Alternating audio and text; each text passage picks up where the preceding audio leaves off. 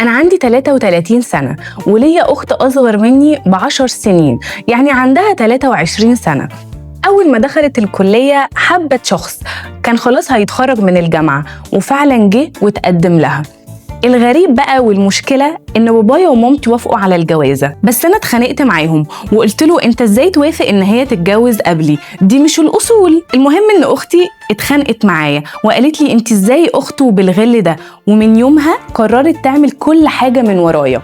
نزلت اشترت الشبكة من ورايا، عملت درس الخطوبة من ورايا، وكمان حددوا ميعاد الخطوبة من ورايا، وعزموني زي الغرب بالظبط. اتخانقت معاهم وقلت لهم انا مش هحضر لها خطوبه. قامت رد عليا قالت لي ان شاء الله ما جيتي، مش هيفرق معايا كتير. انا بقى عايزه اعرف، هي مش دي كانت الاصول برضو وان هي ما ينفعش تتجوز قبلي؟